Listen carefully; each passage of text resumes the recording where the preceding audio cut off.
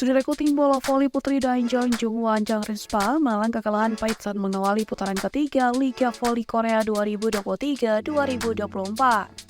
Rispa dikalahkan lewat comeback dari pesaing terdekatnya Hwaseong IBK Altos pada laga yang digelar di Chungmu Gymnasium Daejeon, Korea Selatan pada Sabtu 2 Desember 2023. Bagaimana tidak, Megawati Angestri Pertiwi dan kawan-kawan memulai pertandingan dengan sangat percaya diri.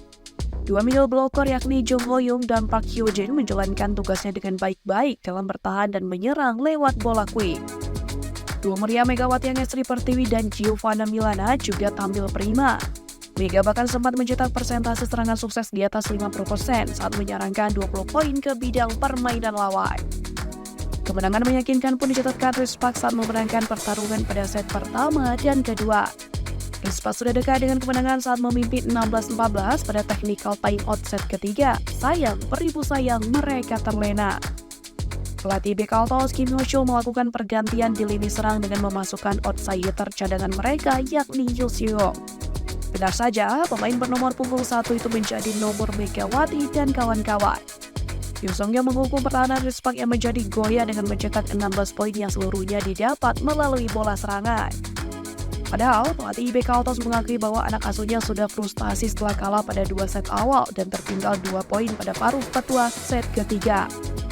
Ex-pelatih timnas voli putra Korea Selatan itu melanjutkan momen comeback dari timnya. Sementara itu, pelatih Rispa Ko Hee-jin tidak bisa menutup kekecewaannya dengan irit bicara dalam sesi konferensi pers setelah pertandingan.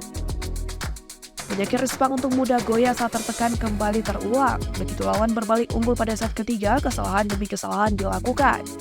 Buntunya, Rispa juga terlihat dari bagaimana serangan mereka menjadi monoton dengan selalu diarahkan kepada Megawati. Efektivitas serangan Megawati pun menurun saat serangannya lebih banyak ditahan oleh IBK Altos dan justru kerap berbuah poin bagi lawan melalui counter attack. Dia mengakui bahwa timnya mendapatkan shock terapi saat IBK Altos melakukan pergantian pemain di lini serang dengan pemasukan Yoo Seung.